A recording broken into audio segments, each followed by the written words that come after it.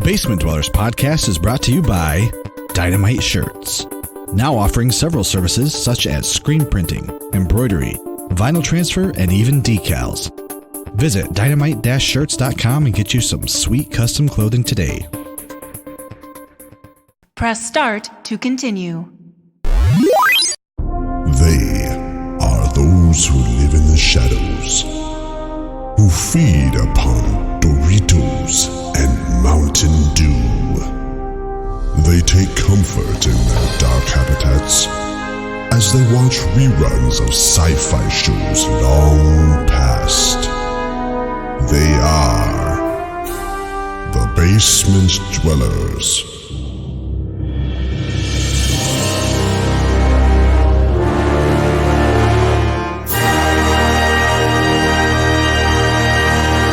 Show me what you got. So say we all. So say we all. So say we all.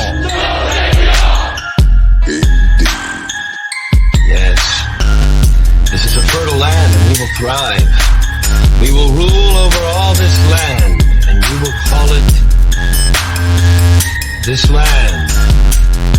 Make it so. Together, we can rule the galaxy far from sun. I want to believe. We better get back, because it'll be dark soon, and they mostly come at night. Mostly.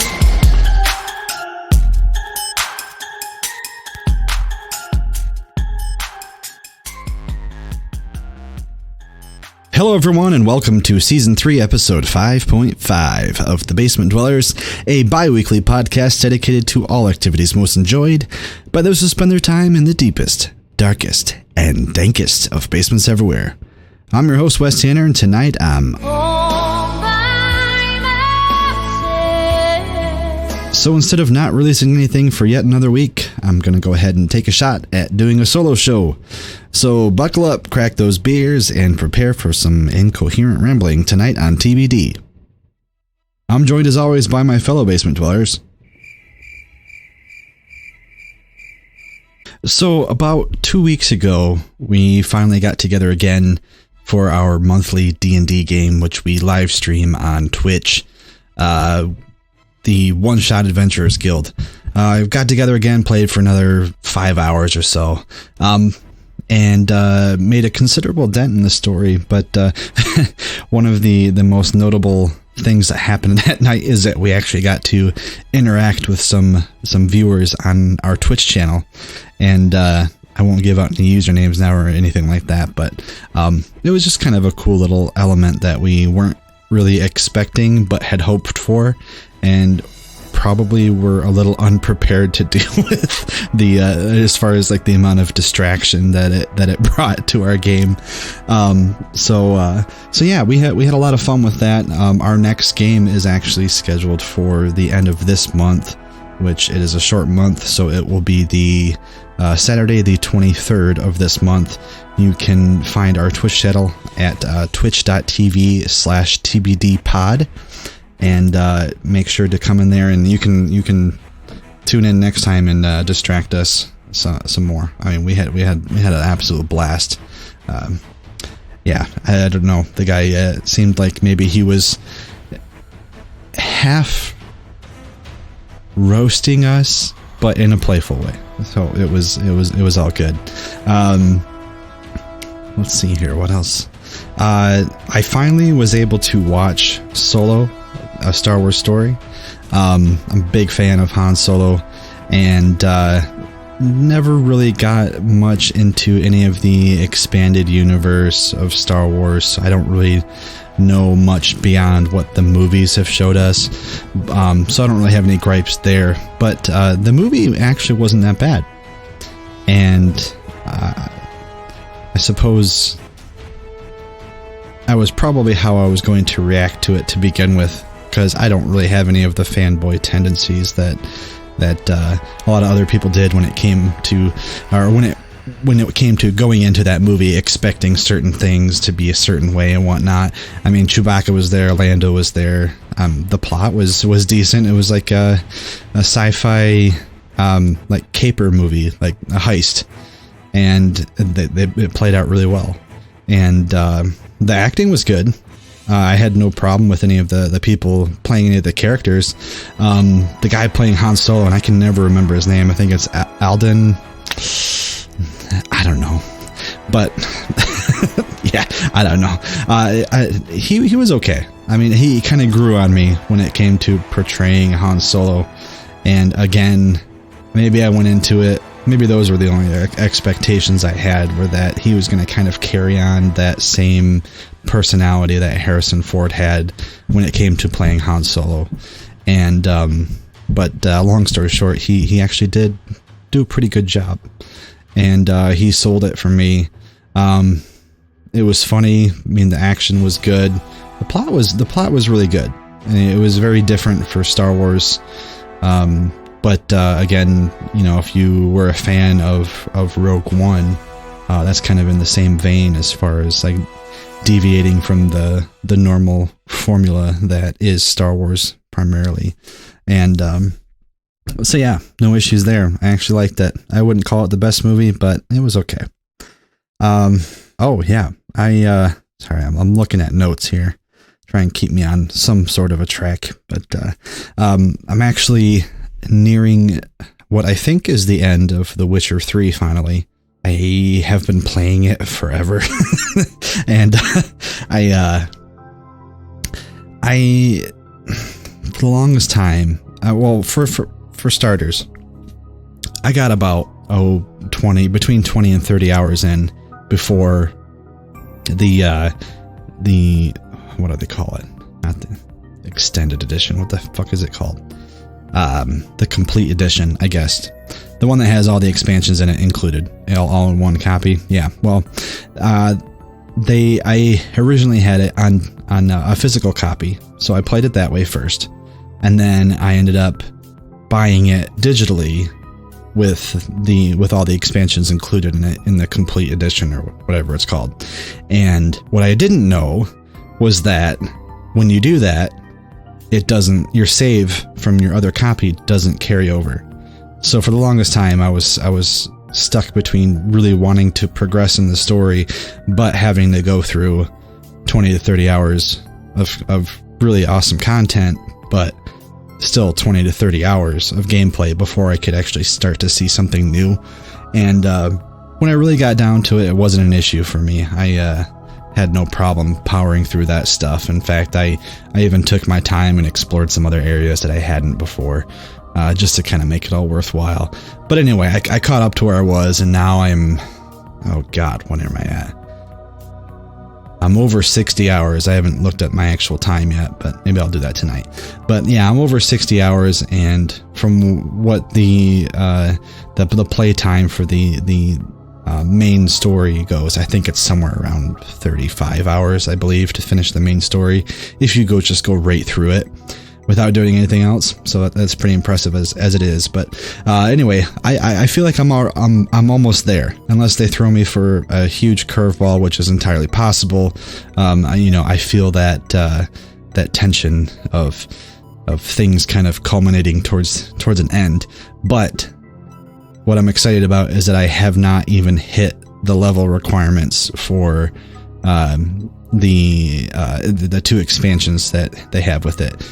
And so I'm looking forward to basically doubling my playtime as I go through those. But that brings me to my next topic here real quick, is the Witcher Netflix show.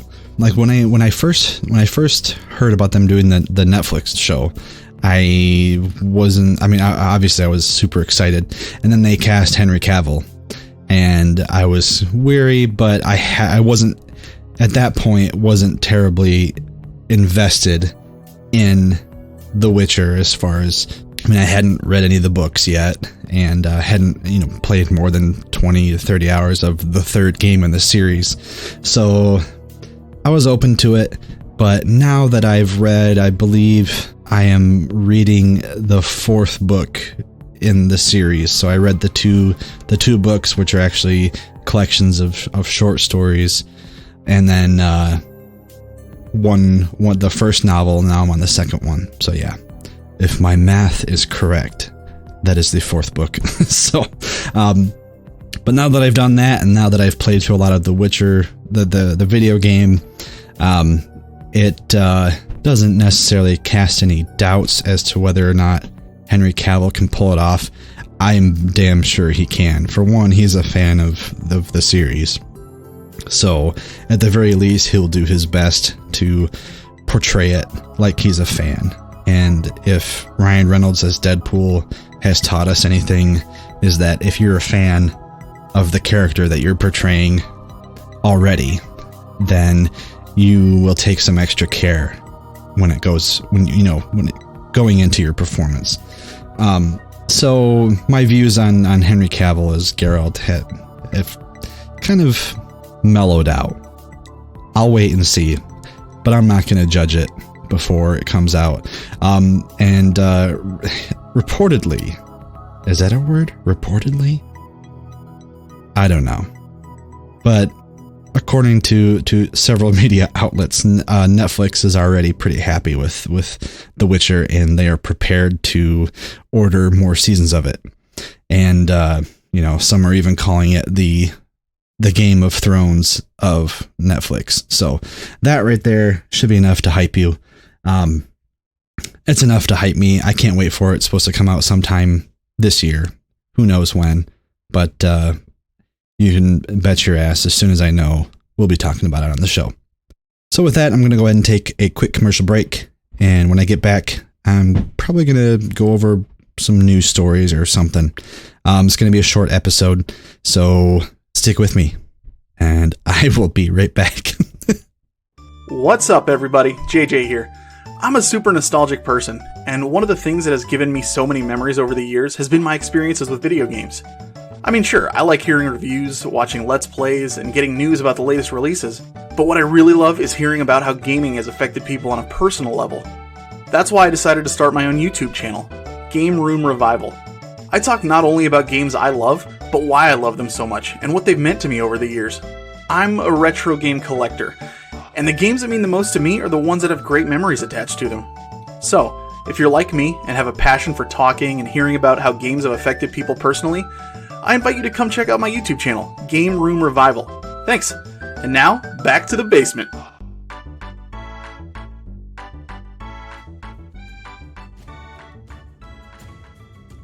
Okay, we're back, or I'm back, and going to be going over some news articles. So first up, in what the fuck, but okay, I guess, news via GameSpot.com, Xbox Live is coming to Nintendo Switch? Microsoft has announced plans to bring Xbox Live to Nintendo Switch, iOS, and Android, with more details coming in a GDC talk next month. The company says bringing the network to more consoles will, quote, enable game developers to connect players between iOS, Android, and Switch, in addition to Xbox and any game in the Microsoft Store on Windows PCs. End quote.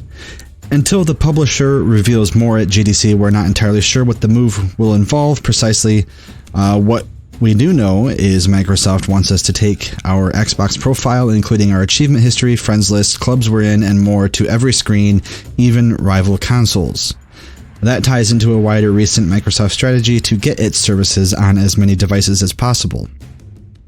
Gone are the days when it only wanted you to buy an Xbox One to be your all-in-one entertainment solution. Now the company wants you to buy a Switch and play with your Xbox friends on it.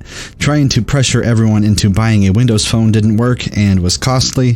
Thanks to the $6.2 billion acquisition of Nokia, now Microsoft Office runs on iOS with a subscription fee for professional use. Instances like ex-CEO Steve Ballmer calling open source OS Linux a cancer are in the past. Instead, current chief executive Satya Nadella declares the company's love for Linux. It only makes sense for this platform-agnostic approach for Microsoft as a whole to involve Xbox. Sure enough, it's possible to play a huge selection of Xbox games on PC with Play Anywhere, and taking Xbox Live to other platforms seems a natural next step. Now, obviously, I have no one to bounce this off of, but I don't know about this. I just don't. I mean, I get it. It just seems. I mean, I don't know. Are we headed into an era where the console you pick doesn't matter? I mean, how are they going to compete? And I don't know. Business-wise, I haven't quite made up my mind about this one yet. So yeah, I guess we'll see how it turns out. So moving on. Via a review on Kotaku.com, Apex Legends adds some good twists to Battle Royale. Love 'em or hate 'em, the genre best known for games like PlayerUnknown's Battlegrounds and Fortnite adds yet another Battle Royale to its ranks. Titanfall development studio Respawn's free-to-play Battle Royale game Apex Legends came out yesterday, as in Monday the 4th. It is now Tuesday the 5th. For PC, Xbox One, and PS4. Apex Legends is set on a futuristic map full of mountains, rivers, and clusters of buildings. There's a backstory featuring a world of mercenaries and outlaws in the Apex games, the battle royale that 20 squads of 3 take part in. While the story adds color to the characters and facilitates the presence of an in-game announcer, the basics are like any other battle royale. You and your squad drop into a map. Currently, the only one available is called Kings Canyon, though it is suggested that more will be added in the future. You drop into this map, and then you scrounge up all the weapons you can and try to eliminate other teams as a damage-dealing ring steadily closes in. Pretty typical gameplay there. Apex Legends diverges from this Battle Royale heavyweights PUBG and Fortnite by offering a playable roster that's more akin to what you'd find in a hero shooter like Overwatch. Characters, called Legends, include the likes of a robot scout called Pathfinder, a hulking heavy known as Gibraltar, and a skirmisher named Wraith who is surrounded by interdimensional sparks. They play different roles like stealth, healer, or scout. In addition to a special passive ability, Legends have a tactical move and an ultimate, both on cooldowns. That sounds just like Overwatch. Other characters can queue up airstrikes, see hints of where other players have been, or create zip lines to move around the map. After you choose your character, you're shown the identity of the upcoming match's champion, a higher-ranking opponent who rewards you with more experience points if you kill them. Their image, along with the player in the match with the most kills, are projected on screen around the world. It's tough to say what this adds to a game where it's hard to find but much less identify a specific player. It's also unclear whether a match's champion deserves that honor to begin with. So here are the twists. Twist number 1: instead of leaping from the drop ship, as is typical with the other games, into the map as you please, one player is randomly appointed the jump master, and they decide where the squad will land.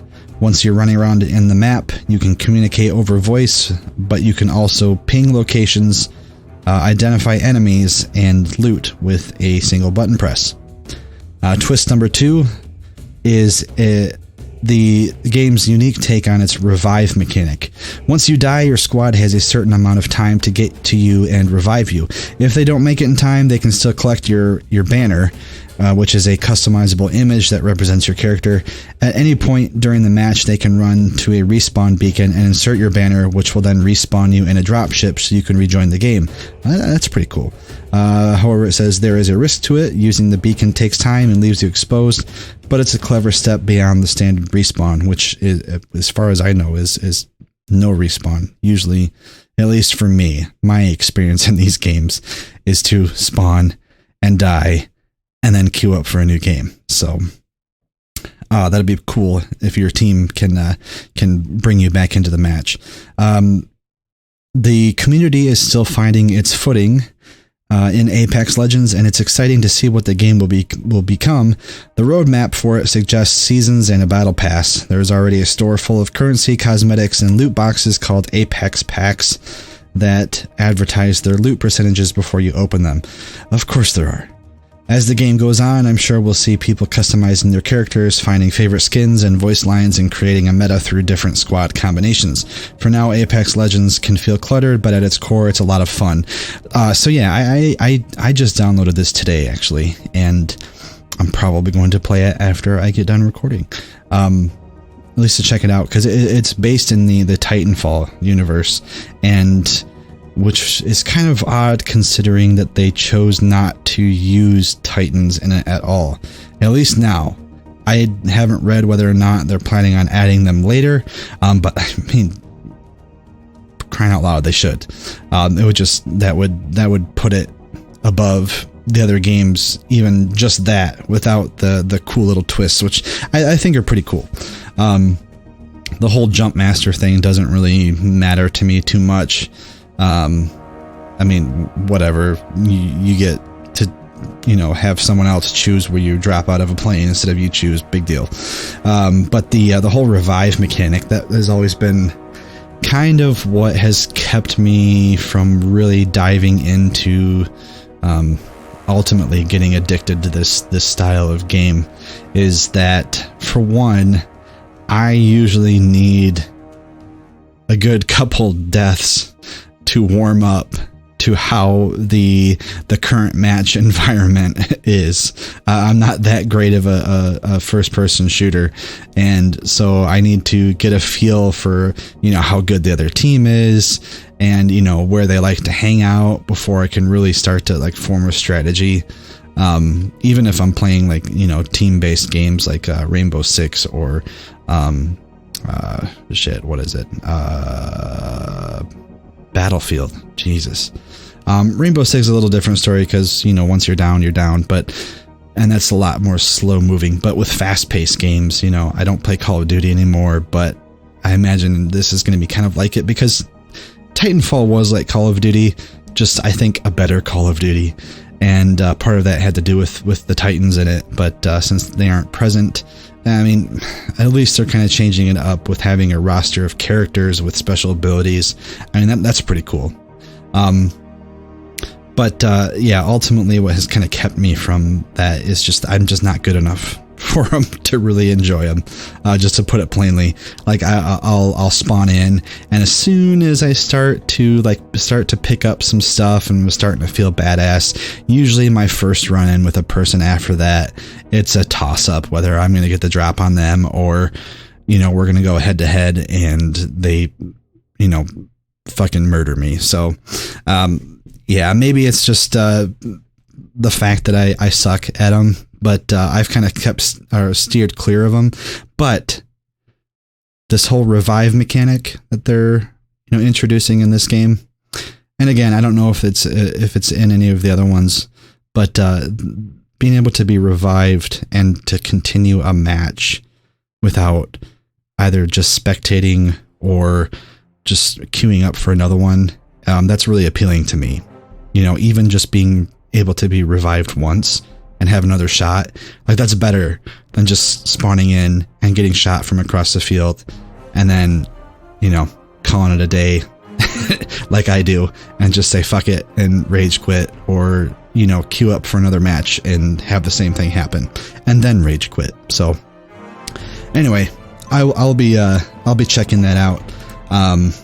And I'm looking forward to hear what the other guys who have downloaded it on the show. I'm looking forward to seeing what they have to say about it. Lastly, on to the final piece of news I'm going to talk about tonight. Via IGN.com, Disney will keep making R-rated Marvel movies. Disney CEO Bob Iger reaffirmed that the company intends to keep R-rated properties that it will acquire from the Fox merger as R-rated, specifically referring to the Deadpool films. In a Disney Q1 2019 earnings results call, Iger said, quote, "We do believe there is room for the Fox properties to exist without significant Disney influence over the nature of the content, meaning that we see that there is certainly popularity amongst Marvel fans for the R-rated Deadpool films. For instance, we're going to continue in that business. There might be room for more of that as long as we're very carefully branding them and making sure that we're not in any way confusing the consumer with a product that would be either a Disney product or a more traditional Marvel product."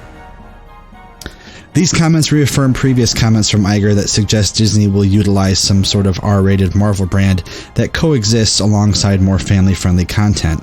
How that might impact the MCU remains to be seen, considering a character like Deadpool might have a hard time crossing over without slipping into R-rated territory. So this is very... I think this is excellent news, though it is only covering... It looks like it's only covering like Deadpool, and I mean, obviously they already made Logan, so Deadpool and any future R-rated Marvel films. What I'm curious to know about is what they plan on doing with the properties like Aliens. As most of you know, I'm a huge Aliens fan, and they have had a couple movies in the works that, as far as I know, Neil Blomkamp's God, what was he going to call it? Alien 4 technically, but it was kind of to continue on from Aliens, the second movie, but ignore the third one. Anyway, I don't remember what it was called, but they ended up shelving that, and I don't know exactly the reasons for it, but you know, one of my guesses could be that they were unsure of whether, you know, Disney would kind of allow that to be, you know, made under their banner. So that's what I'm wondering about. As far as Deadpool goes, when we've had 2 movies, they've been great. I definitely would love to see a third one at the very least. But my concern is not too much with any type of future Marvel movies. I mean, to me, they've kind of... I mean, Infinity War was excellent. God, what else did I watch? Maybe that was the last Marvel movie. Yeah, because Aquaman's DC, and it was easily my favorite superhero movie ever. But anyway, Marvel movies, I don't know. They're not really keeping my interest, you know? And especially the majority of them are PG-13 anyway, so, you know, this is good news for Deadpool, but I'm anxious to see what's going to happen with, you know, other Fox properties. Also, as a side note to that kind of brings up thoughts. I mean, I know I expressed this question before when we were, you know, way back when we were first talking about this merger happening, before it happened. I'm really curious as to whether they might try and do something with Firefly. And I know everyone hopes and wishes for it, but with a move like this, and especially Disney, I can see Firefly fitting into a Disney setting a lot easier than I can it remaining, you know, solely and exclusively, you know, Fox, because they aren't doing shit with it. But Disney, I mean, I don't know. I can see it happening. So yeah. So that's about it. My run time is about a half hour, and that's honestly more than what I could have hoped for with it just being me tonight. But that being said, I do appreciate you guys, you know, if you've made it this far, taking the time to listen to me talk about news that you've probably seen on Facebook or elsewhere already. So yeah, you know, every once in a while I might try and do this type of a show again, or with everybody else if they're available. Tonight was just a mix of bad luck from everyone. You know, some deaths in a family, schedule differences. I mean, just, you know, without getting too specific and you know, violating any privacy. I mean, it was just a perfect shitstorm of you know, people not being able to make it. So I figured I'd trudge along and at least put something out there to tide everyone over until we can go ahead with our regular show schedule. We're still planning on doing well, I guess nobody knew about that episode, but anyway, I guess I'll tell you. So we're the next episode, hopefully, and and this is going to be on the record now, but hopefully, is going to be all about the cult of Cthulhu. It's a subject that I don't really know much about, which is why another reason why tonight's original show was canceled or rescheduled, or however you want to look at it, because I wouldn't be able to carry on a conversation even with just one person about the topic. I know the basics of it, but yeah, we're just going to sit around, because the whole premise is, I'm sure those of you out there who are engaged in the nerddom have noticed that Cthulhu's in everything now, especially now that I'm getting into board games. Everything has some element of Cthulhu, or the Elder Gods, or some type of H.P. Lovecraftian influence. And I don't necessarily think it's a bad thing, but I just wanted to talk to the people who knew about that kind of stuff and see what they thought, and whether they're happy with that type of influence being everywhere, or if they're getting burnt out on it. So yeah, hopefully that'll be our next episode. But yeah, again, thanks for sticking with me, guys, and I will see you next time. Have a good night.